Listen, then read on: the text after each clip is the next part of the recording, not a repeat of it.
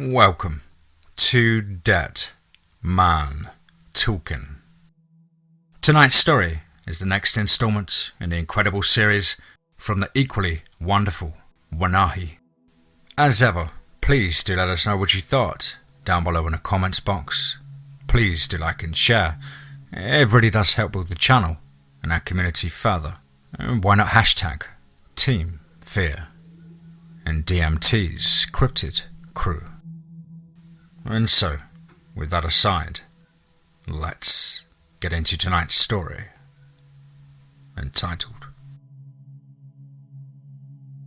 Camp Wanahee, Part 4. Let's get straight into that.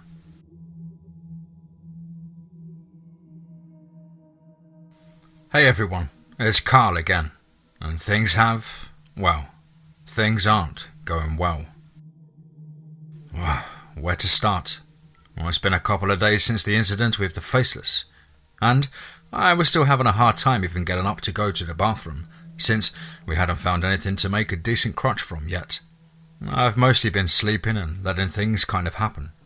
I trust the other counsellors to know what to do. If they don't, they always come to me.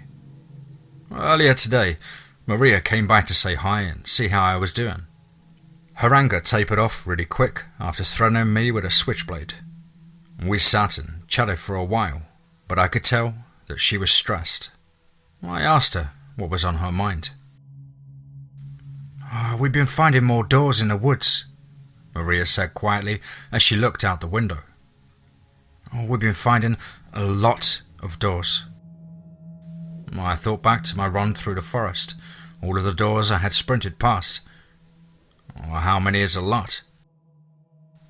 I don't know. We haven't exactly been going deep into the forest since the Faceless is out during the day now. We can't risk having any of us separated from the rest of the camp. We have counsellors that stay at the more distant edges of the woods in the clearing to listen for her though. They're the ones who have reported seeing more doors. I took a walk around the perimeter, about 50 yards inside the tree line. Last I saw, there were maybe 30 or so doors. Are you sure that's right? I asked, hoping that it was just a rumour. I saw them myself, Carl. I cursed under my breath. That's 10 times the number we find in a month. That's just around the camp. Maria nodded. Yeah, I know. It's not good. It's going to get ugly here, I think. I'm glad you've been doing all you have, and keeping everyone around the camp and having lookouts. That was smart thinking. If you could, set up a rotating schedule to have 2 counsellors watch over the camp at night from on top of the mess hall. I want to know if anyone sees anything weird happening at night. Sounds good. I'll figure it out. I'd tell Tuido about everything as well, I said. He should know what's going on and ask him if there is anything else strange that he's seen. Sure, I can do that too. I'll let you know what he says later today. Anything else you think we should do? I thought for a moment. No, that's all I can think of right now. Let me know if you have any other ideas. Will do. Maria got up to leave. You doing all right? As well as can be, I said with a shrug. I'll be talking to the owner today at some point. I'm hoping he knows something about all of this. I'll let you know what I find out. All right. I'll talk to you later then. She looked disappointed as she left. I know she was asking about how I was doing regarding the subject of my sleep talking, but I wasn't going to delve into that. And there are so many other things going on right now that they were way more important than my past. And why was all of this happening? Sure, we live in an area of pure chaos and madness where the rules of reality seem to break down, but the creatures here have usually stuck to their habits. It was at this moment that I really wish Coot was here. And sure, I had the CWAP, but I couldn't discuss things with the book. I wanted to get his opinions on what the hell was going on here and if he had any ideas on what to do. But I couldn't contact him. He never left a number or anything. Since he left, I haven't heard anything from him. I felt very much alone, even if I did have Maria helping me. This feels so much bigger than all of us, like an ant trying to stop a kid from destroying its home. How do I stop something when I don't know or comprehend what I need to stop? My only hope was to talk to the owner, and so I waited by the phone, and I didn't want to miss that call. As today dragged on, however, I began to wonder whether he would call at all. I sat impatiently by the phone, and I tried writing a short story to pass the time. It ended up being about a man who ends up going crazy as he waits for a phone call that never comes. I decided to stop after the 4th page since it wasn't really distracting me away from the current situation like I had hoped it would. I began going through the CWAP. I wanted to find any information I could about someone who made the doors, or even someone who referred to themselves as a traveller. There was nothing. As I feared, this was something even Coot didn't know about. There was plenty of info about cosmic horrors, demons, mythical creatures, and your everyday monsters from werewolves to Zabratori. Marcus broke my obsessive searching through the book when he brought dinner by. I haven't had much of a chance to talk to him, but he had brought his dinner as well, citing a need to get away from the kids and be somewhere quiet. I understood what he meant. While I enjoy my job, kids can suck to be around for an extended amount of time. How have you been handling things? I asked between bites of rubbery chicken fried steak. Things are pretty intense, I won't lie. We're all on edge, having to keep watch of the forest and everything is, it's a lot, Carl. But I understand why we're doing it. We have to keep everyone safe, so we aren't complaining, Marcus said as he focused on his food. He looked like he wanted to say more, but was debating about whether or not it would be a wise idea. Hey, if you have something on your mind, you can talk to me about it. It's not like I'm going to fight you or anything. I just hope you all aren't planning a revolt already, I said with a hopefully disarming chuckle. Marcus met my eyes. They seemed to be searching for whether I was telling the truth or not. There is something, he said finally, and he was choosing his words carefully. It's kind of a long story. I noticed that his hands were starting to shake. I thought this was going to be a complaint about one of his counsellors getting on his nerves, but now I was afraid that maybe the mental stress had caused him to snap. I put my dinner aside. Oh, okay. Do you want a drink? I got some booze that you can help yourself to if you want. Yeah, Marcus said. Yeah, that's probably a good idea. I pointed him to where the 2 mason jars were located. He opened one and began coughing just from the fumes that came from it. Yeah, it's going to be strong. I recommend sipping it and tasting as little of it as possible. Do you have a high tolerance for alcohol? Yeah, I drink my bodies under the table, he said as he studied the alcohol. Why? I just want to make sure that you won't pass out on me in the next few minutes, I replied. Marcus gave the jar an apprehensive look, but just shook his head and took a very long pull. He came away coughing, spluttering and hacking.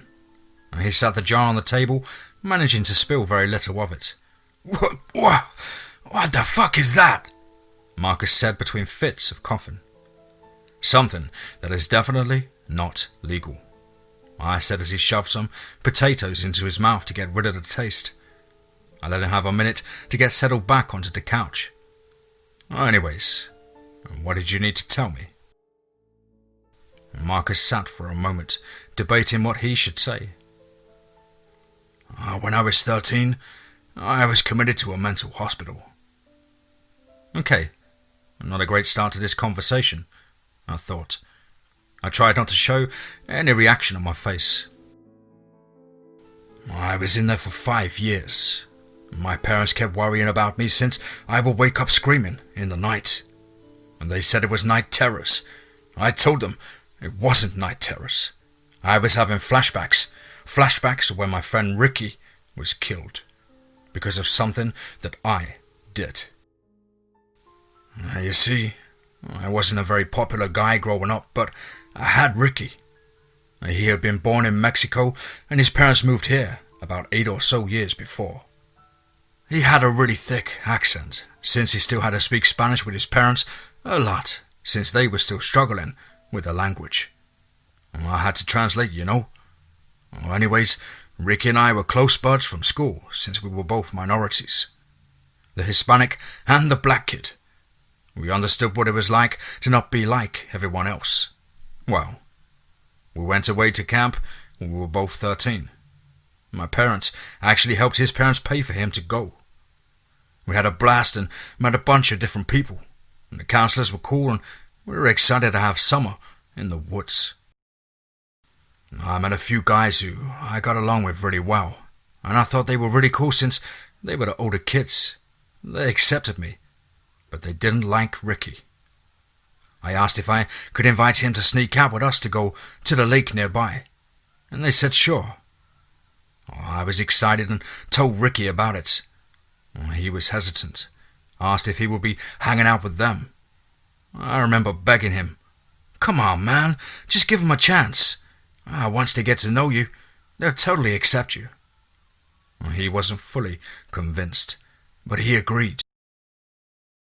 It was around midnight when we all snuck out and the counselors were out cold in our cabin, and so it was really easy for us. We met up with the other guys at the head of the trail leading to the lake. As we walked, they began asking Ricky questions, racist ones. He just laughed it off, acted like it didn't bother him at first. Looking back now, though, I know they did. I went along with the guys as well, and Ricky was laughing, so he must have been okay with it, right? Marcus chuckled, but there was a bitter edge to it.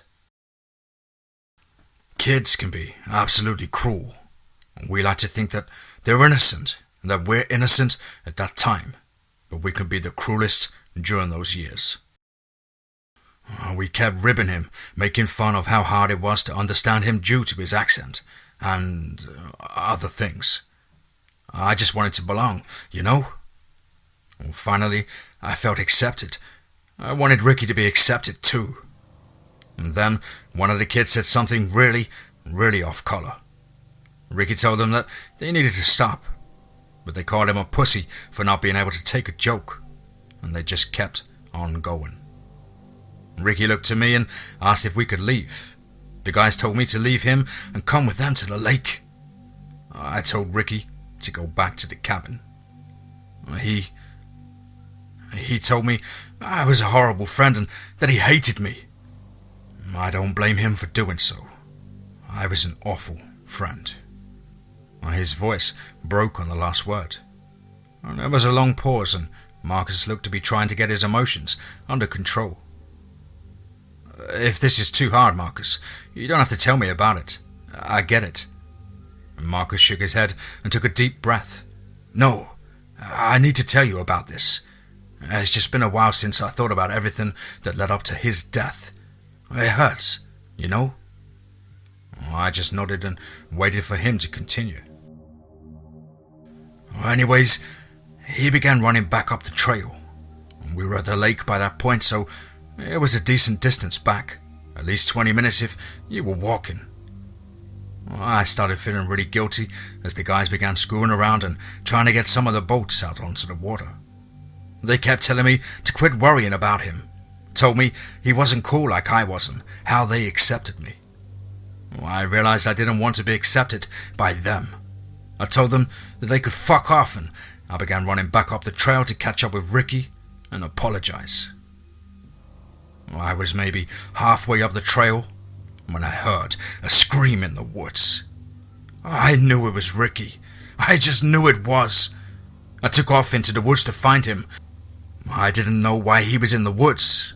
He should have just stayed on the path. He always got lost so easily. I had to find him before he got hurt or really got lost from wandering off. He was my friend, even if he didn't want to be mine anymore. I ran as fast as I could and heard him scream again. I made my way to that direction and saw... He took a deep breath. I saw Ricky's body in this little clearing. It was just big enough to let in the moonlight so I could see him and this thing. It wasn't very large, maybe 4 feet long. It was about a foot off the ground. It had pale pink skin that covered a boy that had wrinkled bulges of fat or maybe muscle on its limbs. 6 of its limbs ended with 3 bony-looking clawed fingers. It had these small black eyes too. Long, limp strands of hair fell on his fleshy skull. It was so focused on Ricky as it ate him. There was these absolutely horrific noises as it did so. Not just from the sound of it eating, but from how much it was enjoying it.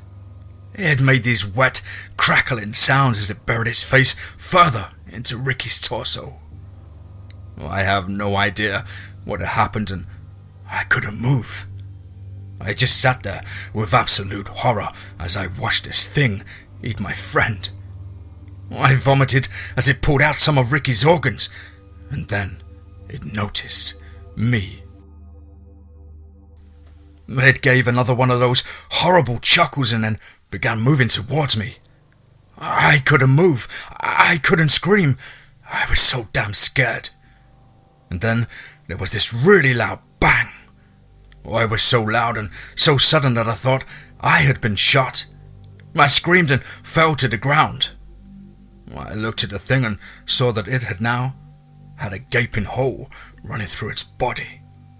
It flailed and chuckled and tried to run, but there was another shot, and it stopped moving after that. And then I saw a man come into the clearing. He cursed as he saw Ricky.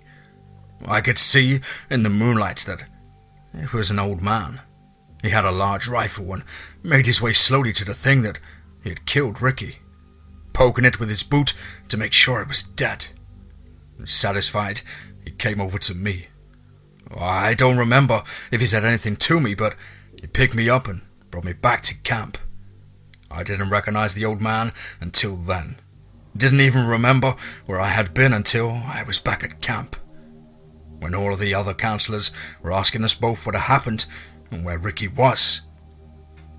They sent me home the next day, telling me I would forget what happened after I left. Realization swept over me.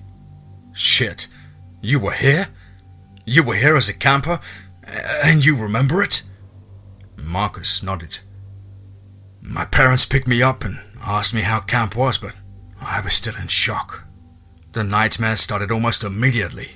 Seeing Ricky be eaten, seeing that thing chasing me down as well as eating me.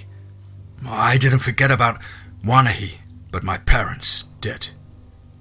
They remembered sending me to camp, but when I told them everything that had happened, they became concerned. Their son, who had been completely normal before camp, was now talking about monsters that had eaten his friend. He was freaking out and screaming that it was real. And why didn't they believe me? Why didn't they remember the camp? And the strangest thing, they didn't remember Ricky, who had been my best friend for years. I told him to drive me to his parents' home, which they reluctantly agreed to. I knocked on the door, and when his dad came to answer, I asked about Ricky. He looked confused at the question and told me he didn't have a son, just 2 daughters. Ricky's sisters, who I knew. My parents apologized for the interruption and took me back home. They scheduled me to see a psychiatrist, but it didn't help. I knew what I had seen, and the nightmares kept happening. I got angrier because no one believed me. They thought I was crazy, and eventually, I think I eventually did become a little crazy. And whether it was from them saying it never happened or my guilt over being the reason Ricky got killed, since he came with us and crossed paths with that thing, or a mixture of the two, I don't know. But I was in hospital for 5 years. Aside from my story and now obvious PTSD, There wasn't anything really wrong with me. I didn't have some sort of schizophrenia or psychosis. Eventually, I decided to just go along with what the doctors said. I told myself it wasn't real, just really bad nightmares. And I even started to believe it.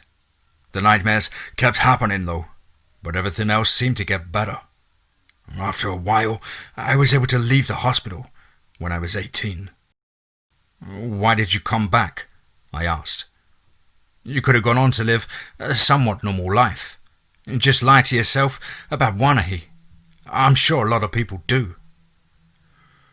I tried, Carl. I really tried. I tried to live a normal life, but the nightmares, they never left. I felt like I needed to find this place again. And so I spent my time trying to find this damn place. Trying to find Camp Wanahee. I had to come back. I had to see that it was real. Make sure it wasn't all in my head. It was the only thing that mattered to me. It took me 3 years to do it. I hitchhiked all the way to town and then hiked my way up here. I never applied for a job, actually. Marcus smiled at me, apologetically. That's the best thing about somewhere that is so weird. Someone's lost application is nothing to worry about compared to something like the Faceless. And who would complain about having some more help somewhere like this? I know you wouldn't look into it. Well, that's pretty damn smart, Marcus. I'll give you that. He smiled. Yeah, not too bad, huh? Marcus sighed. And it's all real. I don't know why I didn't forget, but I couldn't. Meds didn't help. Therapy didn't make me believe it was fake. I couldn't completely convince myself it was fake either. And it's all real. Ricky was real. That thing Coot killed was real. What I did really happened. Ricky really did die because of me. It wasn't a delusion. It wasn't a nightmare. It was real. And that is so much worse. We were both quiet for a moment. Marcus was wiping away tears and looking at the floor. I didn't really know what to say. I'm a camp counselor, not an emotional mental health counselor. I don't exactly enjoy emotions or people coming at me with their emotions. And this was some heavy stuff. What the hell do you say in times like this? I searched desperately, and the best I could come up with was, that's a lot, Marcus. Yeah, he nodded with a smile. Yeah, it is. I'm sorry to drop it all on you, but I want you to know that someone else here knows about this place and hasn't forgotten it. I know what being in this place is like, so maybe I can help out more. I mean, I'll be more than happy to have someone who has more experience around here than none at all. This explains why you accepted everything about this place so much more readily than everyone else. There's one thing I don't get. Why do you remember this place? Why can both of us remember it? Why did Coot remember it, or Tuita? I asked. Marcus shrugged. I don't know. Maybe it has to do with people experiencing traumatic events or something. And didn't Coot see one of the camp counselors killed by the Faceless? Yeah, but none of the other counselors ever remembered once they left at the end of camp, I said with a sigh. And there is traumatic stuff that happens here constantly, but people rarely ever remember. I guess we can look into it more, though. Thanks for telling me about this. Sure, Marcus said as he stood up. Thanks for letting me talk to you about it all. It's good to let it out and have it accepted by someone else. Oh, and sorry for lying to you about everything before now. Out of everything you could lie about, I said. I completely understand why you would lie about this. Well, I'm glad. I should go help with cleaning up dinner. I'll see you around, Carl. I spent the next hour or so thinking about what Marcus had told me and writing down everything I could remember about his experience so I could look over it later. There was something going on. Why did some people remember? I became consumed by my thoughts, so much so that when the phone rang, it scared me out of my skin. When my heart finally stopped racing, I grabbed the phone and managed to present a very calm attitude, when I was immediately ruined by my voice cracking as I said, "Here." "Hi, Carl. It's Jeremy Donaldson. How are things going?" came a man's voice, so smooth and disarming, it would have put the best used car salesman to shame. This was, without a doubt, and despite the changed name, the owner. "Oh, they're going," I said. "Ha! Good to..." There was an abrupt and very loud series of bangs, sounding distinctly like gunshots on the other end of the line. Sorry about that. Just taking care of some business around the old castle, making improvements and such." I could hear screaming, followed by a couple of other bangs. "Are you telling me those bangs from people doing repairs on your house?" "Of course, Carl. What else would it be?" There was a veiled threat in his tone that seemed to say, "Don't start asking questions, because I know where you live." But in a nice way. Imagine a mafia boss dad saying that to the kid they adore. "I'm glad that you're doing some improvements. Idle hands and all of that." I cleared my throat. "So, Mr. Donaldson, we've had a bit of a situation here the last few days." His voice went from nonchalant to intense. "Really? What kind of situation? Have the police been there? Seen those people in suits again? Or has anyone been asking questions?" No, nothing like that," I said as I looked over the warning from Enola's great aunt. "There have been more doors appearing in the woods recently, and Enola came by with a great aunt who proceeded to give me a really strange warning from their ancestors who possessed her." And Jeremy's voice returned to its normal, uncaring nature at this news. "Oh, that kind of situation. Hold on, Carl." There was a ruffling of cloth as he moved the phone from his mouth to speak with someone else, but I could clearly hear him say something that sounded like, "Don't care about the blood. Just get rid of the bodies and grab that signed Firefly poster from their den. I want that in my office." The owner put the phone back up to his mouth a few moments later and started our conversation back up. "I'm sorry about that, Carl. Someone didn't know where to put the chaise lounge. You just can't get good help these days. Anyways, what were we talking about?" "The warning from Enola's ancestors," I answered. "Oh, right. What was the warning?" I read what Enola had written down for me. This happened a few days after one of the other councillors I found a door in the woods with that had been opened by some random guy in the woods. I think something got out, since there was a blood trail from where we found the door leading into the woods. Since then, we've been finding more and more doors. Also, we saw the Faceless during the day yesterday." And the owner didn't say anything for a long time. I actually got nervous that we had somehow lost connection. Are you still there?" I asked. And there was a sigh from the other end of the line. "Yeah, I'm here, Carl. I'm still here. Look, it sounds like things have really started kicking off up there. And I was afraid this would happen, but we always knew it was a possibility." "We did? We who? Is me included in the we?" Well, there was a laugh from the other end. "Well, yeah, Carl. We figured that the traveller gal would be back, and she's the one that opened the doors to begin with. Come on, man. Don't mess with me about not knowing about this. You definitely were told." Well, there was an even longer pause this time, where the owner coughed a few times. I decided to finally break the silence.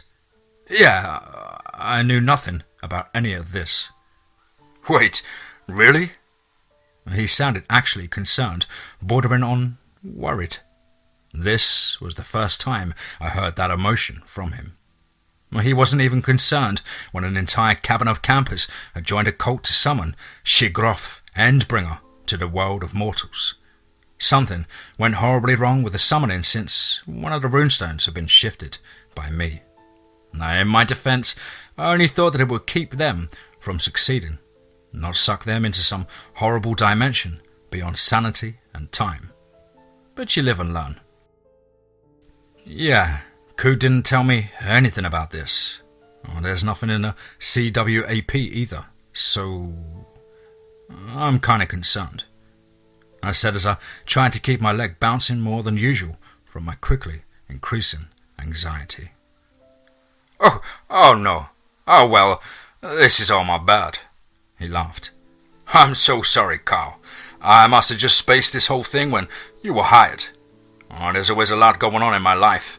Gotta deal with the family, my other family, running a few businesses, and breeding exotic animals. Dealing with cartels. It's all just chaos out in my world, my friend. Let me tell you that yachts and mansions are not the answers to life. Being up in the great outdoors, now that's the good stuff. I envy you, Carl. I really do sometimes. Well, not right now, mind you, but sometimes. Wait, you deal with all that stuff regularly?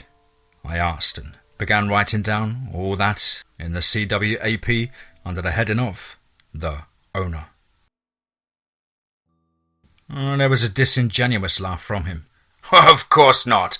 I was just, exaggerating, hyperboling, all of that. Oh, right. Of course. I finished my entry with bad liar when put on the spot, before returning to the more pressing topic. So, who is this travelling woman and what does she have to do with the doors in the woods and at the end of our world? Alright, I'm going to have to give you the quick version. There have been legends all over the world that there was some woman who discovered the secrets to trans-dimensional travel when humanity was still just a bunch of idiots trying to survive. Well, apparently, she travelled all over the damn place using these doors. And these legends range from thousands upon thousands of years ago to around 100 years ago. Well, I guess she also discovered the secrets to never dying somewhere out there, since she definitely should be dead. Well, anyways, at some point in her travels, she pissed off a demon named... I can't describe it. It made an awful screeching sound that made my ear ring. But she's also known as Malixodrak, the mother of demons. I don't know what she did, but we know that she sealed off all entry to the demon bitch's realm, plane or whatever. She then made sure that all of the other doors that could be opened to our realm of existence would open up near where Camp Wanahee now stands, so she could keep an eye on things more easily. Well, this was a lot to process. I asked the owner to hang on for a second. I put the phone down and grabbed the moonshine, which I took a big gulp right from the bottle. This produced a coughing and gagging fit. After I finally got control of myself, I returned to the phone. Okay, I'm back, so let me just make sure I got all of this right. We have some unknown ageless woman who could travel to different realms or planes of existence with doors. And there are legends all around the world about her. And she's pissed off Malaxodrak, the owner cuts in. Malaxodrak, I sighed. Yeah, you got it that time. Okay, she's pissed off Malaxodrak by sealing off her realm, then rerouted all other portals or doorways to open up here in the woods around Camp Wanahee. Does that sound right? Yeah, man, you got it down, the owner said with a chuckle. Okay, but why are there suddenly so many doors? This has never been an issue. We used to only get a couple a month. According to my counsellors, the woods are lousy with them now. Well, it sounds like when that door was opened, it broke the seal. Now, Malexodrak is planning on invading this world with all of the demons she is the mother of. He said with a surprising nonchalance. I could be wrong, but the logic does seem to follow. Okay. Well, how do we contact this travelling woman? Where is she? Is she in the forest? I asked in desperation. Wow, this is way above my pay grade, sir. Oh, it absolutely is. I would know, since I'm the one who pays you. He laughed to himself. You should definitely find her. Agreed. So where is she? No idea. I told you. The latest supposed sighting of her was around 100 years ago. No one has seen her since. Oh, you gotta be kidding me. Wish I was, Carl. Really, I do. I will tell you that there is supposedly a shrine or some shit there in the forest dedicated to her. Maybe go find that and you'll be able to find out where she is. Well, there was some yelling that cut him off and I thought I heard sirens. Ah, shit. Okay, looks like I need to run. Good luck, Carl. No, wait, please don't. I heard the phone hit the ground, followed by his shoes. Yelling and sirens were replaced with nothing, followed by a dial tone. Destroy your phone. I looked at the handset for a long moment, then hung it up with a sigh. Maria came by a little while later, while I was typing all this up. Hey, I got all that stuff figured out. The watch is on top of the mess hall and all of that. And she sat on the couch. Tuita said things had been mostly quiet around his neck of the woods, but he did come across a couple of doorways down there as well, as he made his way into our direction. And since the roads are still blocked, they haven't had more people coming into the forest, which is really convenient. Did you talk to the owner? Yeah, I talked to him. Was it any help? Maria asked hopefully. Well, I suppose it was. Turns out all of these doors are the result of a big invasion from a realm of demons. Oh, that's all it is? She asked, throwing up her hands and laying down on the couch, now to stare at the ceiling. I figured it was going to be something super ridiculous. Oh, we can totally handle an end-of-the-world demon invasion. No problem. Yep, and so we need to go out looking for wherever the lady is that made all of these doors in the first place. She will be the one who could help. Apparently, there's a shrine or something in the forest here, but I don't know where it would be.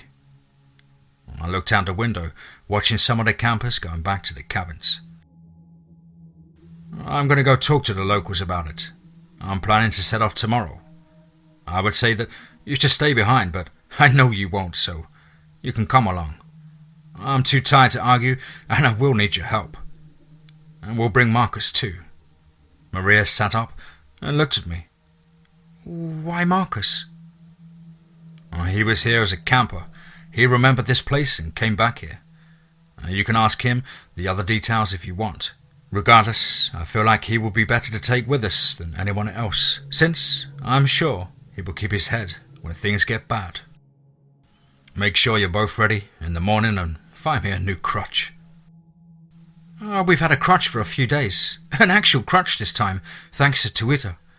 It should fit you well.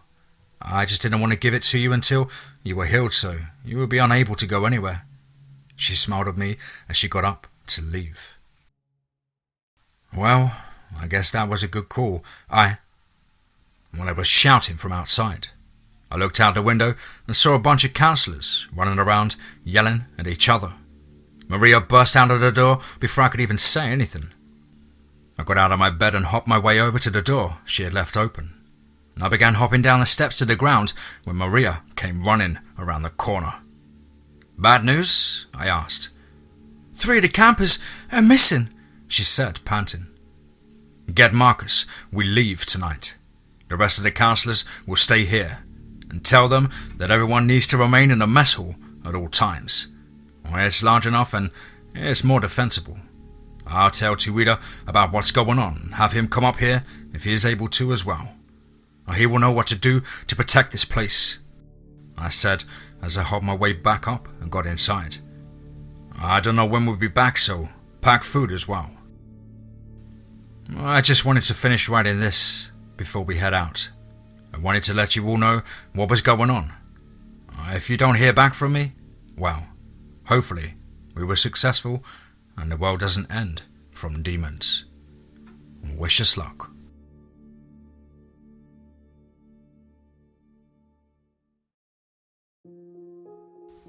Wow, wow, wow, wow. And another one. Wow. Absolutely chest-pounding, spine-tingling, and mysteriously intriguing stuff from the wonderful mind of Wanahee. As ever, please do let us know what you thought down below in the comments box. Please do like and share. It really does help build the channel and our community further. And why not hashtag TeamFEAR and DMT's Cryptid crew. As always, guys, thank you so much for this extra wonderful support. Really does mean the world to me, and I hope you guys are enjoying it as much as I. Of course, much love, and I hope your family and friends are well. And above all, remember, be safe, not sorry.